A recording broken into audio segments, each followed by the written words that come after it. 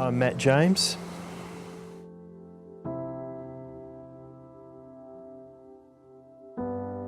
It's called the Dining Room Mission Incorporated. It's an incorporated association.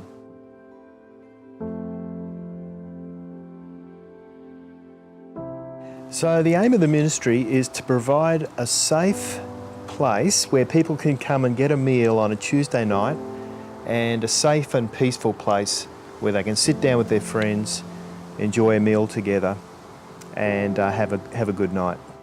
So all kinds of people come.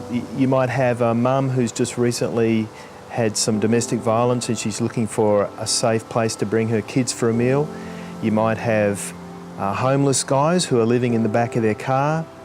You'll have guys who've got serious, and ladies who've got serious mental illness issues, and so they're looking for a place. They're getting away from a home that's not a very nice place to be.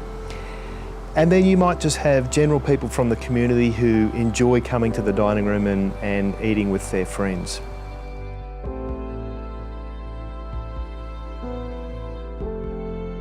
About 10 years ago, a guy called David Knope had this idea. He was serving basically from a window on Main Street in Croydon, and he had an idea, wouldn't it be great to be able to offer this in a dining room where people can sit down at tables out of the weather and be sitting opposite each other and enjoy their time together. So he had this idea of finding a dining room where you could serve people, and so he went around, asked various places, and a local Anglican church welcomed David in and his crew, and so the dining room began in this Anglican church in Croydon.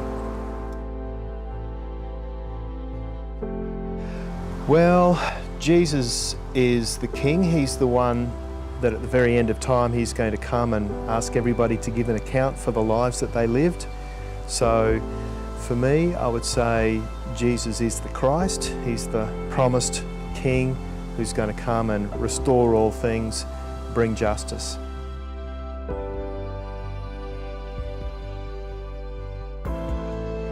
Yeah, if you weren't a Christian and you didn't have faith in Jesus, you could become very discouraged in a place like the dining room. But the good thing is I know I can go and meet with these guys, and I know that all things are going to be restored in the end. I know that Jesus is going to bring justice in the end, and I know that because the Christians there have faith in Jesus, we have, hopefully by His grace, we have words of hope we can bring to people, and we've got answers to big questions, and we've got some depth there that we can bring into that situation.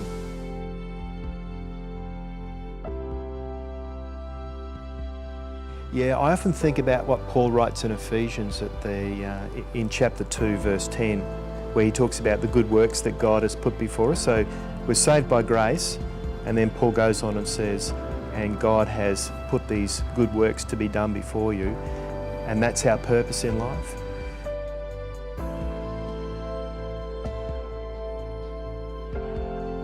Yes, well, I think this is the purpose that God's got us here for. We're to glorify Him by doing these good works. We're to glorify Him by being people of mercy and justice.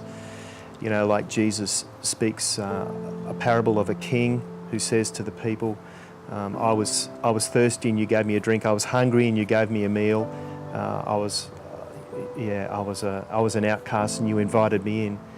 And I think I'm sure that is our purpose, that we're here to do good works of mercy in this world.